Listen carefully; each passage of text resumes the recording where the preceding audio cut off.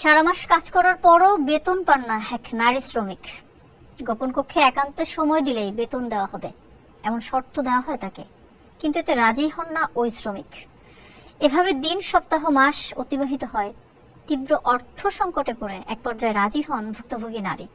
তাতে বেতন তো পাননি, উল্টো এভাবে ব্ল্যাকমেইল করে দিনের পর দিন ওই নারী শ্রমিককে ধর্ষণ করেন কারখানার কর্মকর্তা।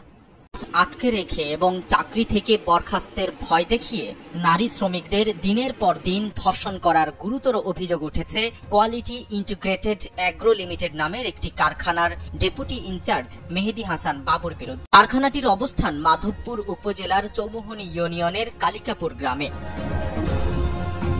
একজন দুজন নয়, কারখানার সহজ সরল ও দরিদ্র নারী শ্রমিকদের অনেকেই এভাবে মেহেদী হাসান বাবুর ব্ল্যাকমেইলের শিকার হয়েছেন।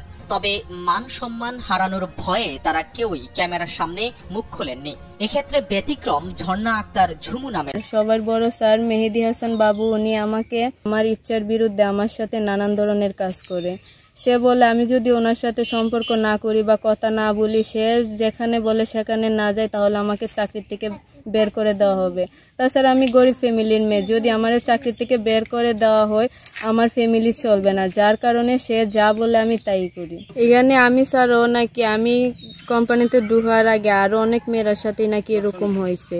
একজন মুখ খুললেও এলাকাবাসীর কাছে ঘটনাটি বিচ্ছিন্ন কিংবা নতুন কিছু নয়। তারা অনেকবার এ নিয়ে কারখানাটির ঊর্ধ্বতন কর্মকর্তাদের দ্বারস্থ হয়েছেন, কিন্তু বিচার পাননি। এবার তারা ফুঁসে উঠেছেন অভিযুক্ত কর্মকর্তা মেহেদী হাসান বাবুর বিরুদ্ধে। এলাকাবাসী তাকে ঘেরাও করলে পালিয়ে যেতে সক্ষম হন বাবু, তাই তার বক্তব্য নেওয়াও সম্ভব হয়নি। দুইজন এখানে অসহায় মেয়েরা কাজ করে, এখানে প্রতিনিয়তই দর্শন হইতেছে। এখন হরিণকলার একটা মেয়ের নাম হলো ঝুমু, তারা বেতন ভাতা আটকাই দিব, এই করবো সেই করবো কইয়া মেয়েটারে 3 মাস ধরে দর্শন করতেছে। মেয়ের পক্ষ থেকে লিখিত অভিযোগ আমার লই ওই এই ঊর্ধ্বতন কর্তৃপক্ষের কাছে লিখিত অভিযোগ দেওয়া হয়েছে। শ্রমিকদের ব্ল্যাকমেইল করে ধর্ষণের বিষয়টি প্রচ্ছন্নভাবে স্বীকার করে নিয়েছেন কোয়ালিটি ইন্টিগ্রেটেড অ্যাগ্রো লিমিটেডের কর্মকর্তারা। তারা বলছেন হেড অফিস থেকে তদন্ত কমিটি গঠন করা হয়েছে।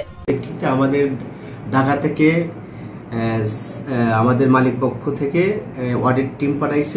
অডিট টিম অলরেডি সব নিয়ে সবার কাছ থেকে তথ্য নিয়ে এরা কাজ করতেছে। নারী শ্রমিকদের যৌন নির্যাতন নয়, কারখানাটির বিরুদ্ধে পরিবেশ বিধ্বংসী কর্মকাণ্ডের অভিযোগ উঠেছে একাধিকবার। এ ব্যাপারে উচ্চ আদালতের নিষেধাজ্ঞাও রয়েছে।